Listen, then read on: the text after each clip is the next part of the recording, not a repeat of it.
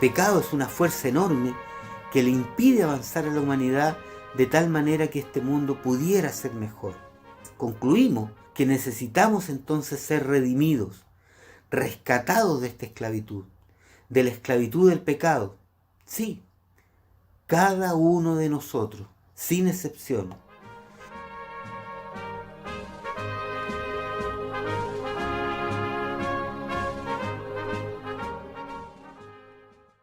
A esta hora, la Iglesia Metodista Independiente se reúne para presentar su programa En Espíritu y Verdad. Dios es Espíritu, y los que le adoran en espíritu y verdad es necesario que le adoren. Bienvenidos al programa de hoy.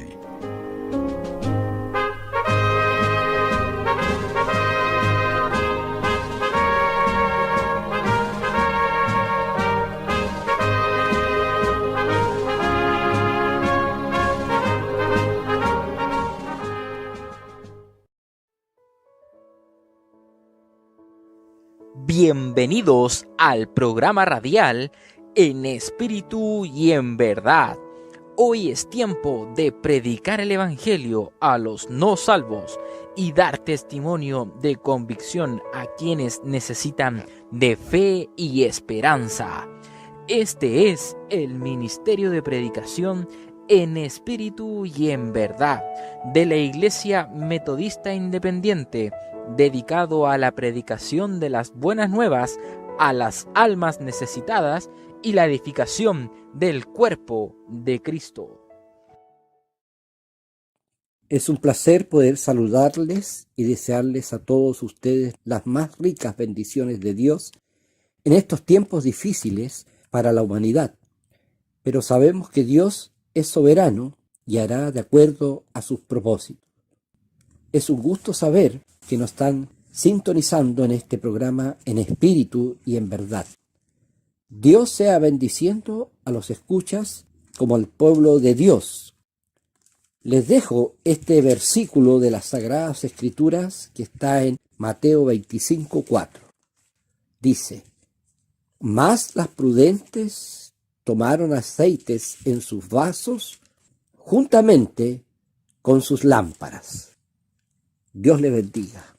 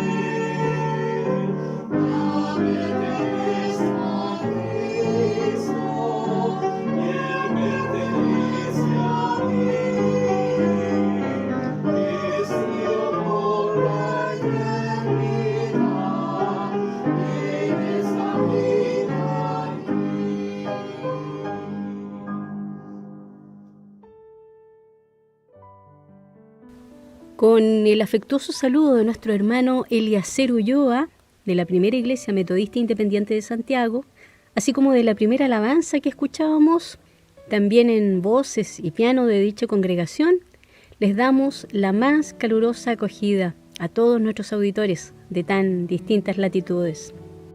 Agradecemos una vez más a RPP Radio por la oportunidad que nos da cada semana de poder compartir el mensaje del Evangelio, las buenas nuevas de salvación a todo aquel que reconoce la necesidad de la persona de Cristo para una verdadera y eterna paz con Dios.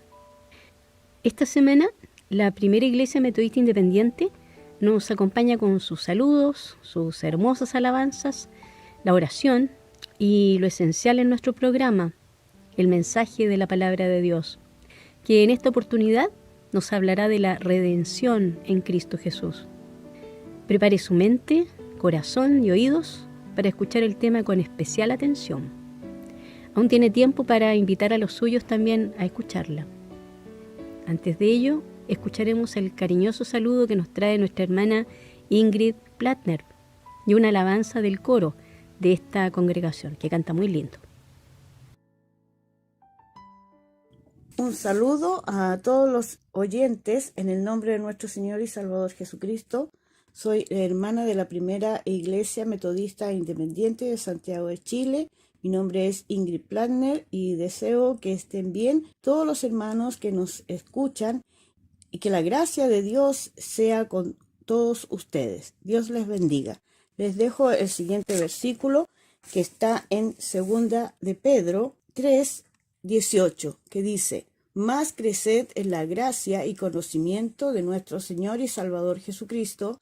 A Él sea la gloria, ahora y hasta el día de la eternidad. Amén.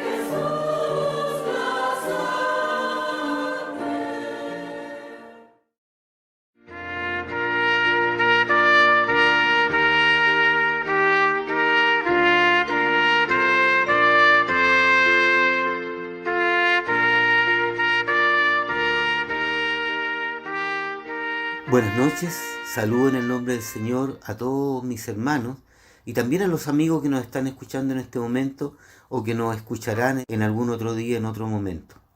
Vamos a hablar hoy día sobre la redención del hombre, pero antes vamos a orar pidiéndole al Señor que nos dirija. Amantísimo Padre Celestial, le damos gracias, Señor, por poder abrir su palabra, por poder considerar lo que usted ha preparado para nosotros en esta noche. Ayúdenos, Señor, a comprender, a poder disfrutar de lo que usted tiene preparado y de aplicarlo en nuestras vidas para que cada día podamos crecer y podamos entender lo que usted nos ha venido enseñando desde la fundación del mundo, Señor. En el nombre de nuestro amado Señor Jesucristo. Amén. La redención del hombre. ¿Qué es esto de la redención del hombre? Por supuesto de la mujer. Estamos hablando de la humanidad. ¿Qué significa la palabra redención? ¿Tiene alguna importancia hoy en nuestras vidas saber lo que significa? ¿Tiene importancia la redención para nosotros? Veamos qué es lo que dice, si buscamos en algún diccionario, qué habla sobre la palabra redención. Dice, salvar o rescatar a alguien, dar por terminado un castigo. Aquí vemos algunas cosas, vemos que hay alguien que está sufriendo un castigo por algo que hizo y vemos a alguien que salve a esa persona. Después, sobre la misma palabra redención, dice, la fe cristiana indica que Jesucristo murió en la cruz para redimir al hombre y permitirle el acceso al cielo, liberándolo de la culpa del pecado. Aquí estamos viendo que hay personas prisioneras, digamos, esclavizadas por el pecado, como dice acá, y que hay una persona que en este caso es nuestro Señor Jesucristo, que nos rescata, que nos redime, ¿no es cierto? También para entender un poco más podemos leer lo siguiente: cuando alguien deseaba liberar a un esclavo de su sufrimiento, debía pagar un precio en dinero. Se redimía a ese esclavo. Vemos que hay alguien que está esclavizado por algún motivo y otra persona que paga para sacar a esta persona de su esclavitud. Por otro lado, también un criminal, para ser perdonado por la sociedad, necesita pagar un precio por el mal que hizo, para lograr su perdón, su redención. Normalmente esto se calcula en tiempo, en cuanto a que la persona está privada de libertad, de acuerdo al delito que cometió.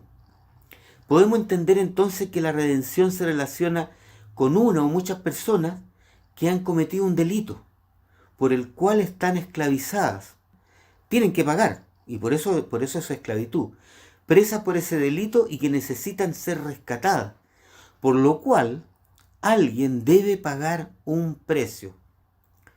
La pregunta es, ¿necesita hoy el hombre ser liberado?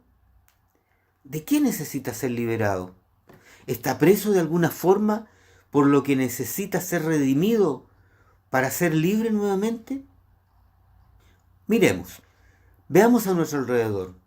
Vamos a ver que hay personas, entre comillas, buenas, que tienen buenas intenciones, con deseos de ayudar, personas que aman a sus hijos y se sacrifican toda la vida por ellos, personas que trabajan duramente para sostener a sus familias.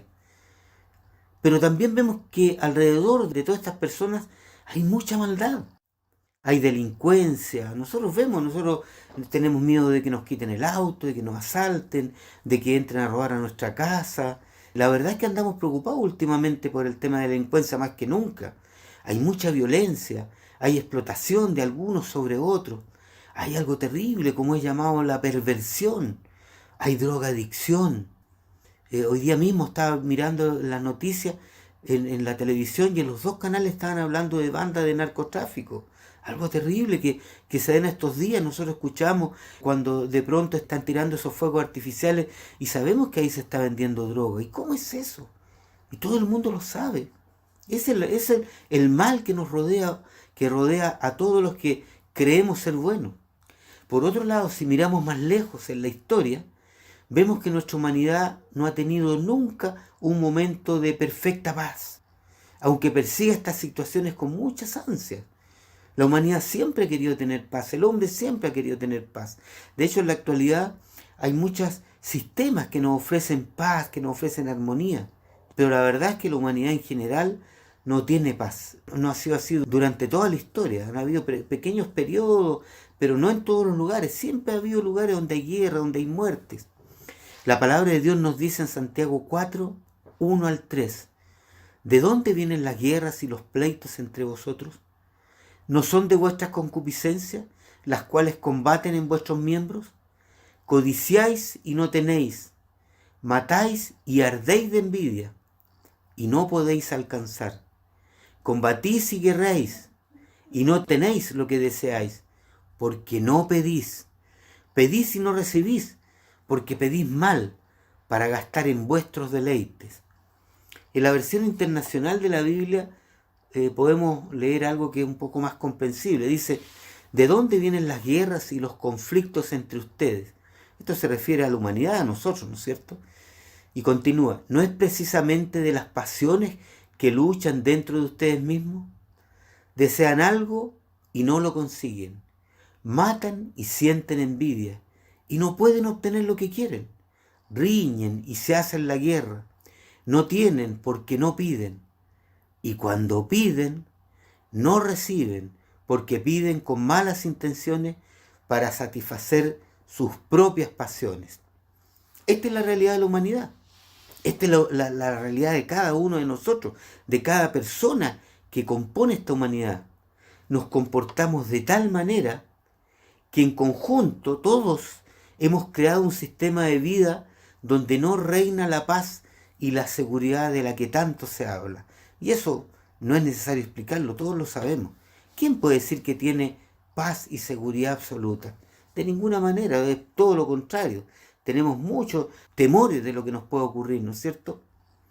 Tal parece que, como vemos en estos versículos, la falta de paz en el mundo no viene por razones externas a nosotros, por un volcán que explotó, por el clima, porque hay tsunami, porque hay tornados, por una persona muy malvada, o algunos podrían decir por extraterrestres. No, la falta de paz en el mundo nace de nosotros mismos, de cada uno de nosotros. No solamente de los demás, cuando pensamos nosotros, sino que de cada uno de nosotros. Y a este mal que anida en nosotros, que está dentro de nuestro corazón y que permanentemente está surgiendo y estamos dañando muchas veces a otras personas, a nosotros mismos. A esto la palabra de Dios le llama pecado, con mayúscula, que es todo lo que nosotros hacemos que va en contra de los mandatos de Dios, porque los mandatos de Dios siempre son buenos para nosotros y para toda la humanidad. En su primera carta, capítulo 1, versículo 8, el apóstol Juan nos dice: si dijéremos que no tenemos pecado, nos engañamos a nosotros mismos y no hay verdad en nosotros.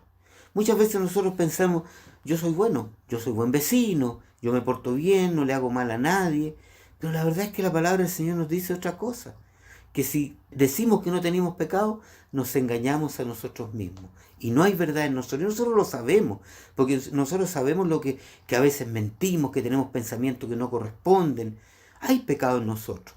El apóstol Pablo, por otro lado, nos dice en la carta dirigida a los Romanos, capítulo 3, versículo 23, lo siguiente: por cuanto todos pecaron y están destituidos de la gloria de Dios. Esa es la situación. Todos pecamos, todos hemos pecado y vamos a seguir pecando. Y por lo tanto, ¿cuál es la consecuencia? Estamos destituidos de la gloria de Dios. Sí, la verdad es que somos esclavos del pecado. El pecado reina en nosotros. Y lo somos porque no podemos liberarnos de él, por nuestra propia fuerza. Si así fuera, no seríamos esclavos del pecado. Pero no podemos liberarnos de él y por lo tanto somos esclavos del pecado. Si lo pudiéramos hacer por nosotros mismos, entonces sería posible decir y hacer cosas como esta: desde hoy ya no mentiré nunca más. Desde hoy ya no sentiré envidia por el que tiene más que yo. Desde hoy ya no sentiré deseos carnales que no corresponden. Desde hoy solo desearé el bien y no el mal para mis semejantes. Desde hoy ya no hablaré mal de nadie, aunque sé que hay personas que desean mi mal. Desde hoy ya no haré nada que pueda causar algún daño a otras personas. Desde hoy amaré por sobre todas las cosas a Dios y a mi prójimo como a mí mismo.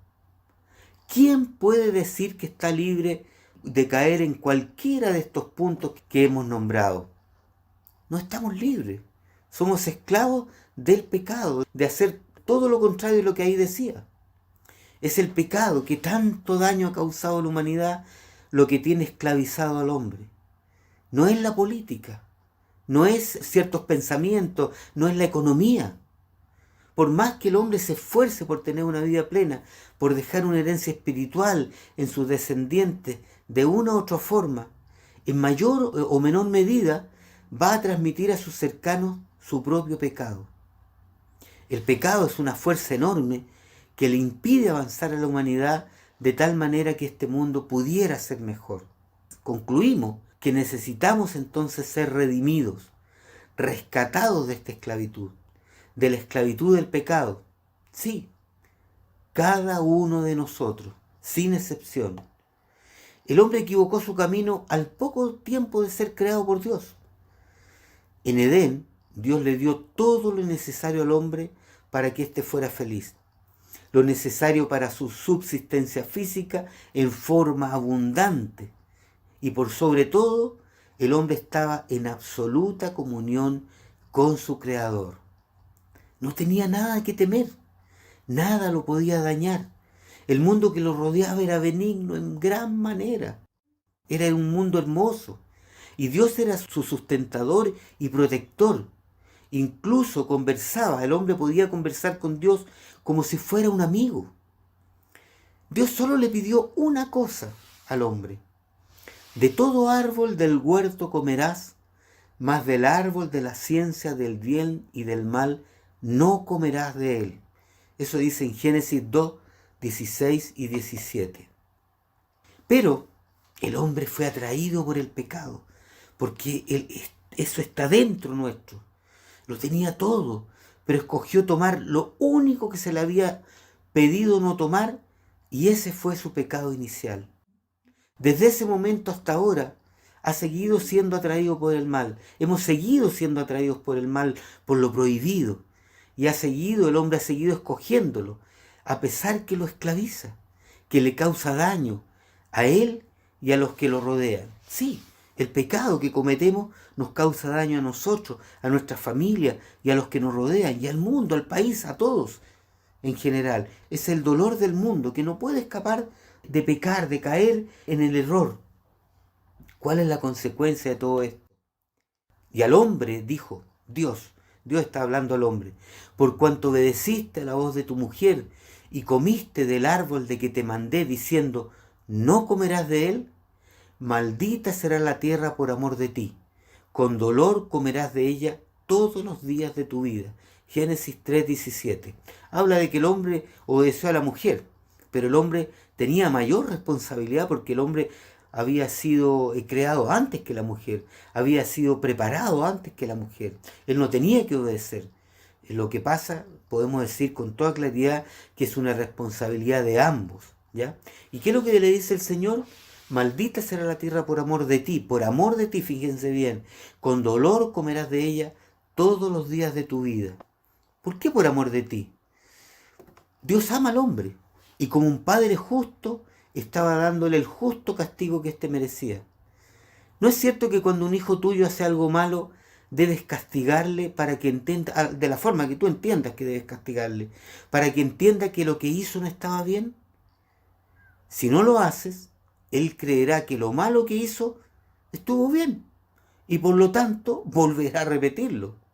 De la misma manera, Dios no podía dejar de castigar la desobediencia del hombre.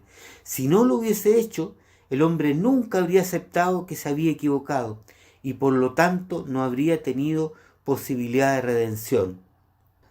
Dios castigó al hombre quitándole todo lo que tenía sin necesidad de esforzarse. Tenía todo, no tenía que esforzarse para nada, disfrutaba de la felicidad más grande. Y desde ese momento debió comenzar a trabajar por su subsistencia diaria. En Génesis 3:19a dice: en el sudor de tu rostro comerás el pan. Pero inmediatamente Dios, por el inmenso amor que tenía por estos hijos caídos, estableció un plan que se iría cumpliendo a través de toda la historia de la humanidad y que permitiría que el hombre se reconciliara con su Creador mediante un Redentor, nuestro Señor Jesucristo. Él pagaría por los pecados de la humanidad. ¿Se dan cuenta lo que significa un Redentor? Él nos libraría a todos de tener que pagar. Tan bueno es nuestro Dios. Él lo haría en nuestro lugar, sería nuestro Redentor. Después de esto, después de el hombre haber sido castigado a ganar el pan con el sudor de su frente, la humanidad a través de todos los siglos se debatió en medio de guerra, violencia, muerte, sufrimiento, injusticia, perversión, idolatría por miles de años. ¿Por qué fue tanto tiempo?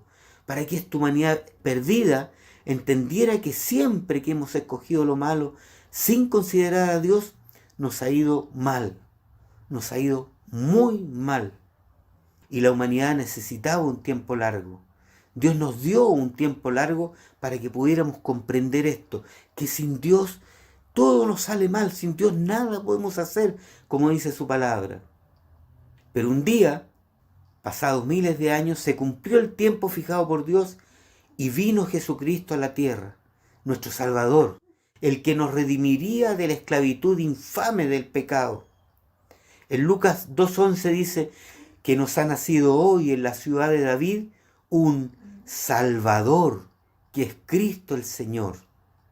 Él vivió entre nosotros, sufrió como nosotros, nos amó a pesar de la maldad que encontró en esta humanidad perdida. Era tal la maldad que él le tocó vivir que nosotros sabemos lo que ocurrió con nuestro Señor Jesucristo. Finalmente Él pagó el precio para que fuéramos libres de la esclavitud del pecado en que vivíamos. Miren lo que dice en la carta a los Hebreos el apóstol Pablo, en Hebreos 4:15. Porque no tenemos un pontífice que no se pueda compadecer de vuestras flaquezas, mas tentado en todo según nuestra semejanza, pero sin pecado. Cuando habla de un pontífice se refiere a nuestro Señor Jesucristo. Él se compadeció de nuestras flaquezas porque vivió entre nosotros, fue tentado en todo, igual que nosotros, pero Él no cometió pecado. Murió crucificado como el más vil pecador, siendo que era absolutamente inocente. Lo escupieron, lo abofetearon, lo humillaron, destrozaron su espalda con el látigo, pero Él no dijo nada, guardó silencio. ¿Y sabes por qué guardó silencio? Porque lo estaba haciendo por ti, por mí. Estaba haciendo lo necesario para que pudiéramos reconciliarnos con nuestro Creador y un día volver a tener la preciosa relación que tuvieron Adán y Eva en el paraíso. Mira lo que dice en Isaías 53:7 sobre lo que le pasó a nuestro Señor Jesucristo. Esto es una profecía anunciando lo que Él iba a vivir. Angustiado Él y afligido, no abrió su boca. Como cordero fue llevado al matadero, y como oveja delante de sus trasquiladores, enmudeció y no abrió su boca. Así fue nuestro Señor Jesucristo, guardó silencio cuando lo acusaban, porque Él tenía que pagar por nosotros. Jesús es tu Redentor y el mío. Murió por tus culpas y también por las mías. ¿Aceptarás ese sacrificio, ese regalo que Dios te ha dado por medio de su Hijo para no ser más un esclavo del pecado? Dios hoy, ahora, te da la posibilidad de ser perdonado para siempre. No sigas luchando con los recursos que tú crees tener como hicieron Adán y Eva. Ellos fracasaron y cayeron. Hoy es el tiempo propicio. No esperes que otros lo hagan por ti. Es una decisión que tú tienes que tomar. Ora al Señor, pide perdón por tus pecados y acepta el sacrificio que Jesucristo hizo por ti. Serás salvo, redimido, hecho un hijo de Dios. El Señor nos bendiga, hermanos, y podamos tomar una decisión en nuestras vidas para cambiarla y para también poder influir en los nuestros, en los que amamos y también en los que nosotros conocemos. El Señor nos bendiga, hermanos.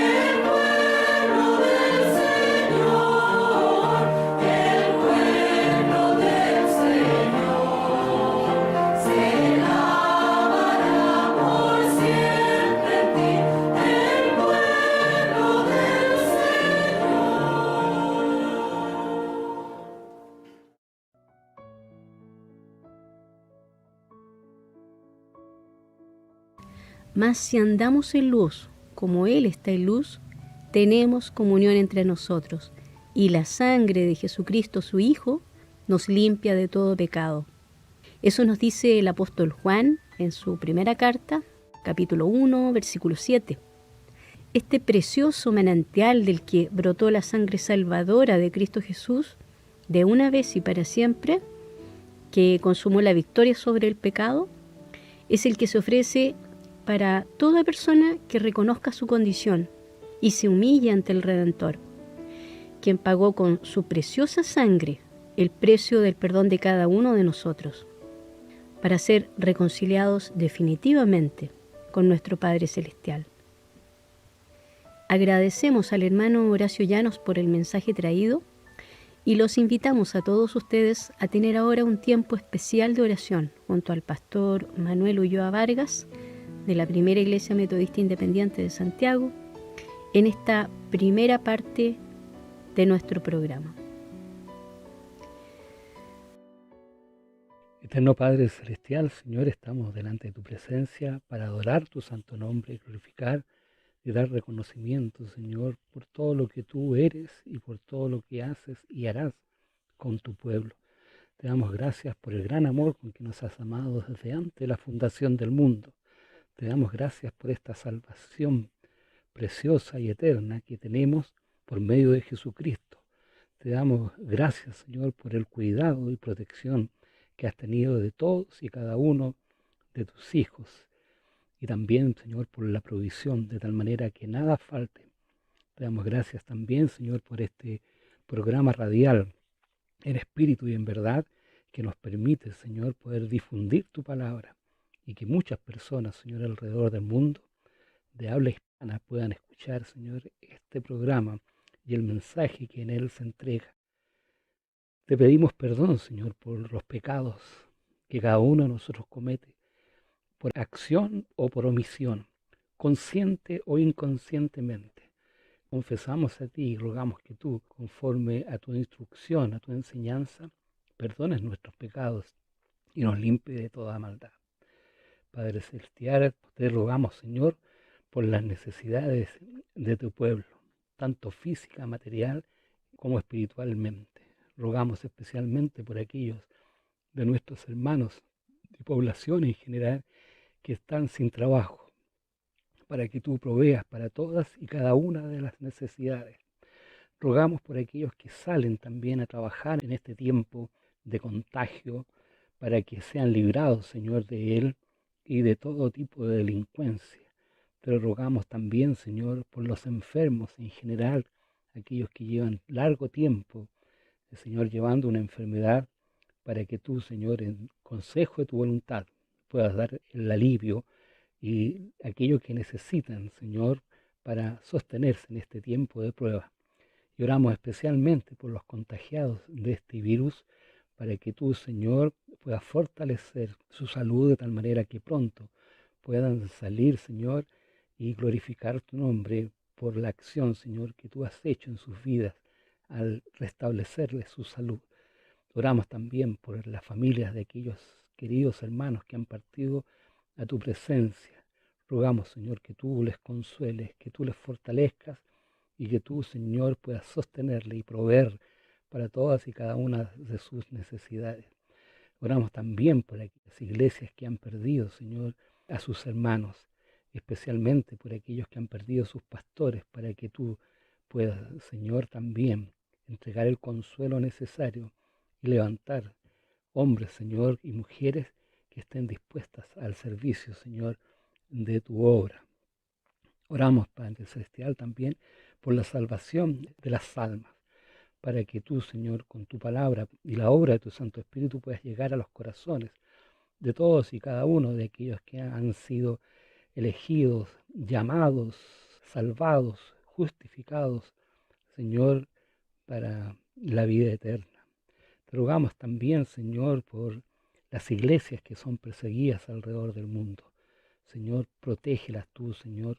Provee una mejor posición, Señor, de los hermanos para que puedan adorarte en espíritu y en verdad con toda libertad.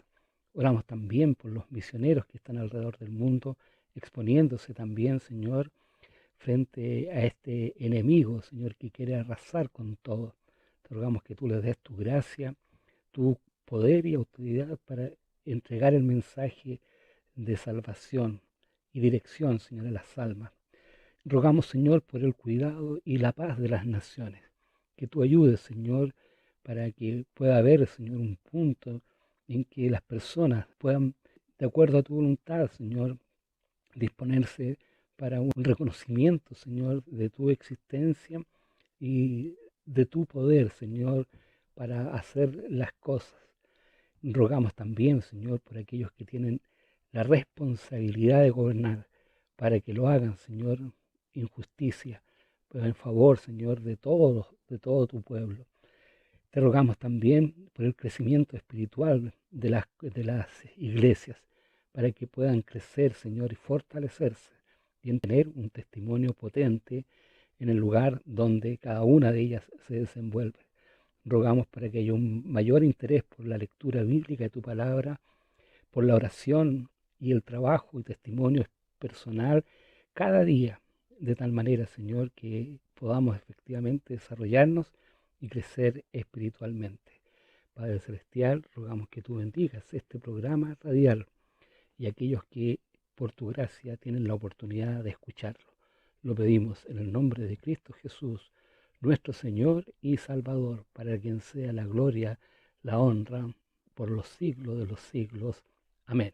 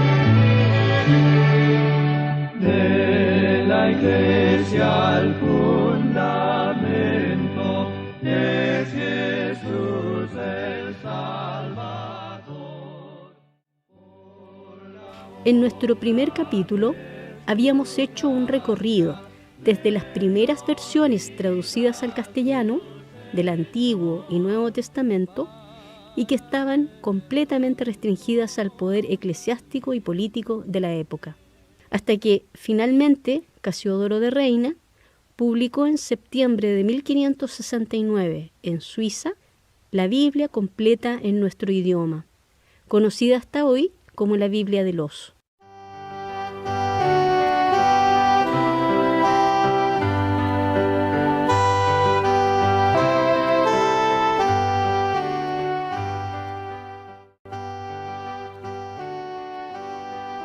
¿Cuáles habían sido las fuentes textuales de Casiodoro de Reina para su versión de 1569?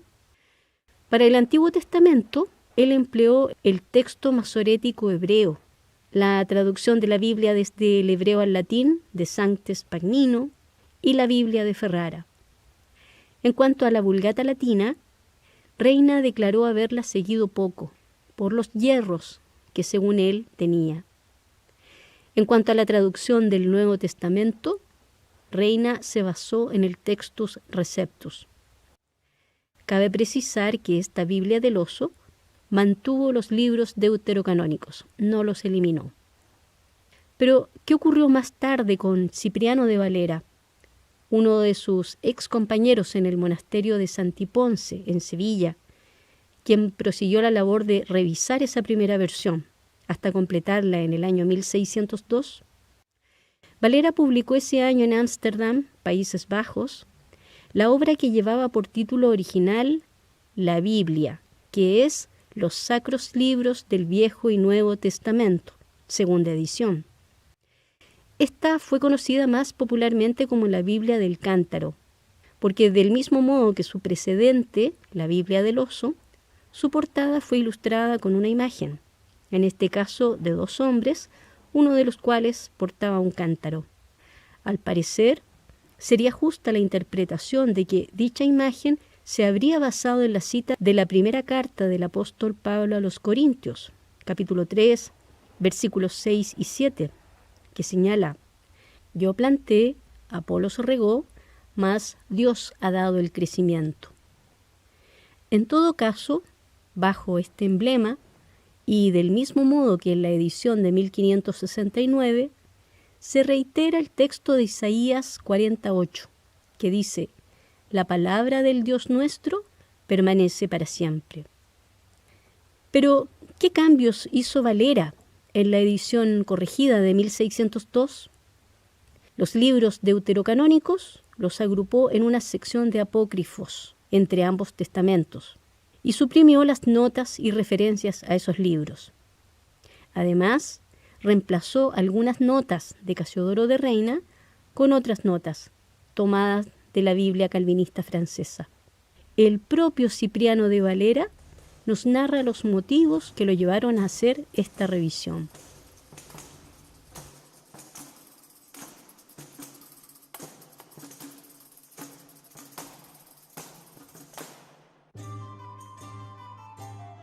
Casiodoro de Reina, movido de un pío celo de adelantar la gloria de Dios y de hacer un señalado servicio a su nación, en viéndose en tierra de libertad para hablar y tratar de las cosas de Dios, comenzó a darse a la traslación de la Biblia, la cual tradujo, y así, año de 1569, imprimió 2600 ejemplares, los cuales, por la misericordia de Dios, se han repartido por muchas regiones, de tal manera que hoy casi no se hallan ejemplares si alguno los quiere comprar.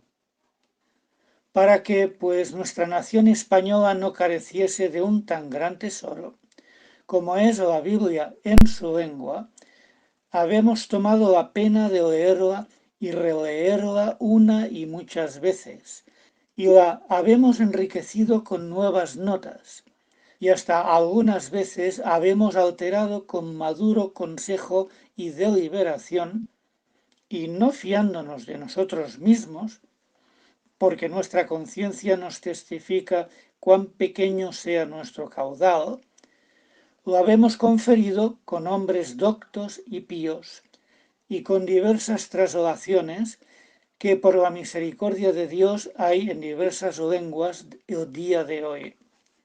Cuanto a lo demás, la versión, conforme a mi juicio, es excelente, y así la habemos seguido cuanto habemos podido, palabra por palabra.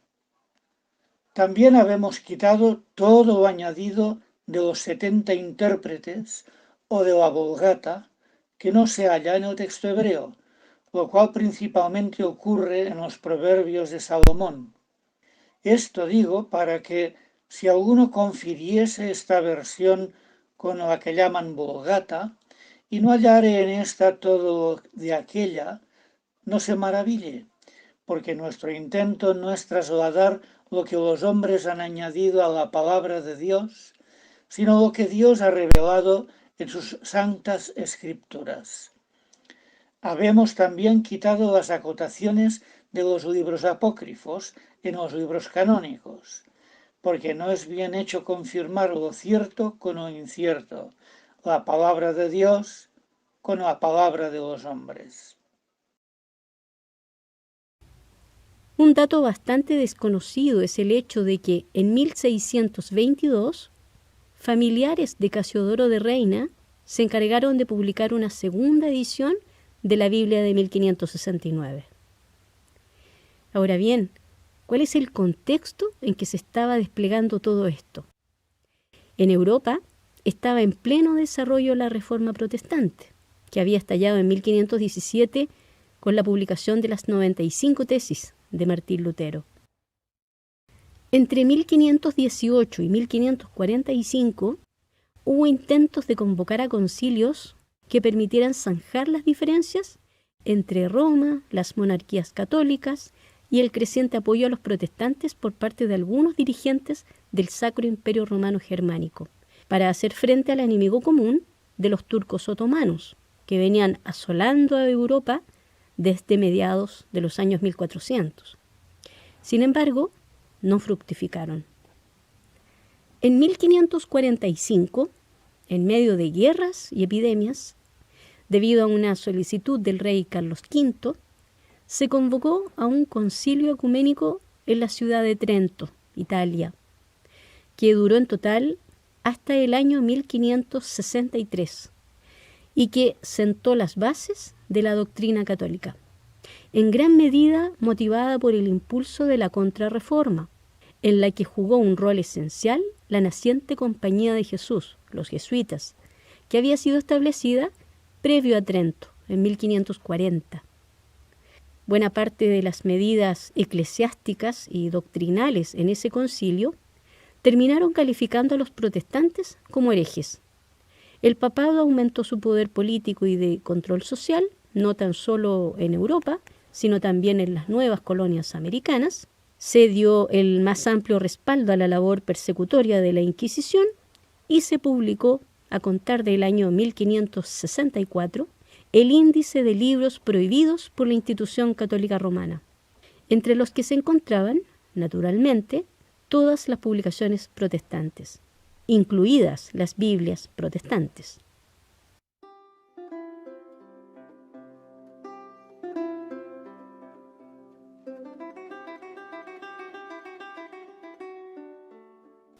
Es interesante hacer notar cómo este índice, ícono de la censura católica, fue mantenido por varios siglos por Roma, incluso hasta el siglo XX, cuando en 1966 el Papa VI lo suprime.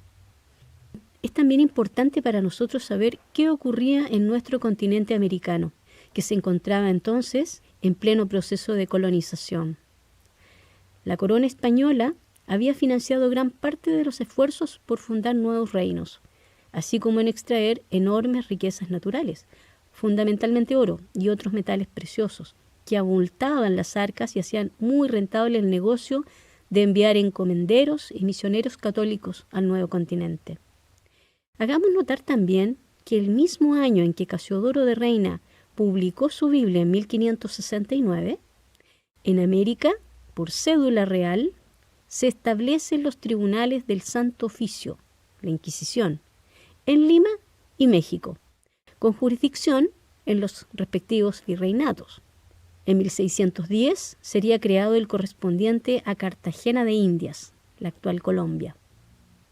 Sin embargo, existen antecedentes prácticamente desconocidos de la formación de pequeñas colonias de familias luteranas, hugonotes fugitivos y calvinistas neerlandeses en pleno proceso colonial, que se instalaron en algunos asentamientos puntuales de Venezuela, Brasil y Panamá.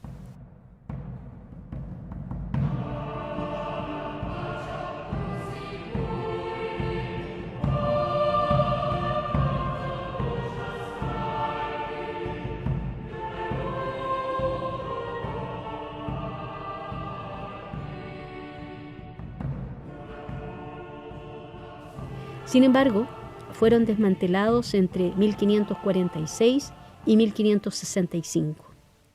No sería sino hacia los años 1800 que se iniciaron propiamente esfuerzos misioneros protestantes en diversos países americanos, incluido Chile.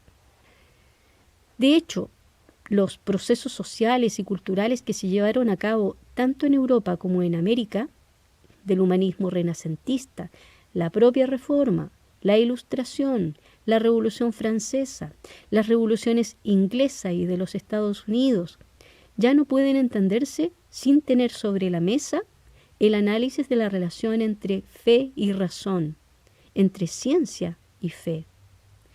En medio de las históricas disputas entre las distintas filosofías que han impregnado de la historia humana en el transcurso de lo que conocemos como secularización de la sociedad occidental, que continuamente han resultado en ataques contra las doctrinas esenciales del cristianismo, con todo eso no han podido derribarse los fundamentos de la divina preservación de las Sagradas Escrituras, hasta nuestros días. Como dice el pie de las Biblias del Oso y del Cántaro, la palabra del Dios nuestro permanece para siempre.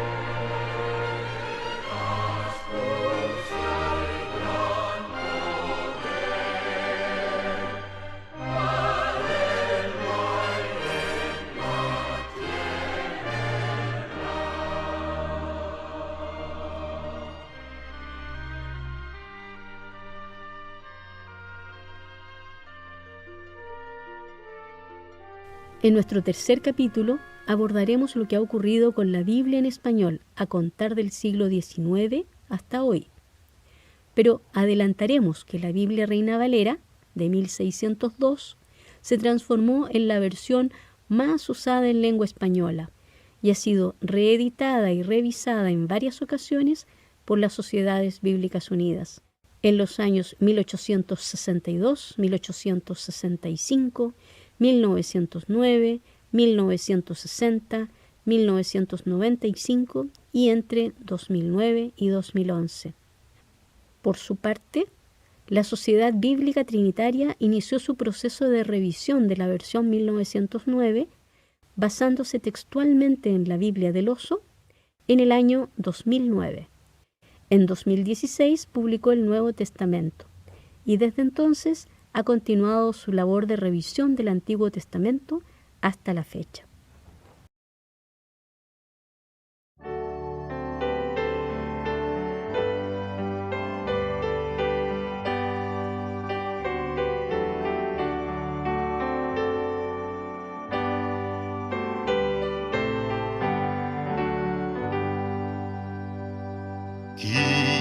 Guíanos, oh Redentor eterno, en nuestro peregrinar. Débiles, pero en ti hay fortaleza, con tu brazo nos sostendrás. Pan del cielo, sácianos de tu bondad. Ven y sácianos de tu bondad. Ábrenos la fuente cristalina de aguas para sanidad, con la nube y columna de fuego a tu pueblo, Señor, guiarás. Tú libertas, protector en la aflicción, protector en nuestra aflicción. Tu poder es, Dios, nuestra confianza, tu grandeza se mostró. A los tuyos pronto rescataste del camino de perdición. Victorioso aplastaste al maligno y su maldad, al maligno y a su maldad. Del Jordán, al mirar la ribera, no habrá duda ni temor. Al sepulcro como al infierno, Jesucristo los derrotó. Aleluya, aleluya, cantaremos al Señor, cantaremos siempre al Salvador.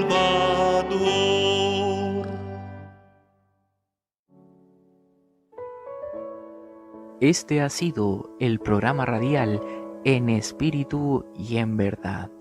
Hoy es tiempo de predicar el Evangelio a los no salvos y dar testimonio de convicción a quienes necesitan de fe y esperanza. Este es el ministerio de predicación en espíritu y en verdad de la Iglesia Metodista Independiente, dedicado a la predicación de las buenas nuevas a las almas necesitadas y la edificación del cuerpo de Cristo.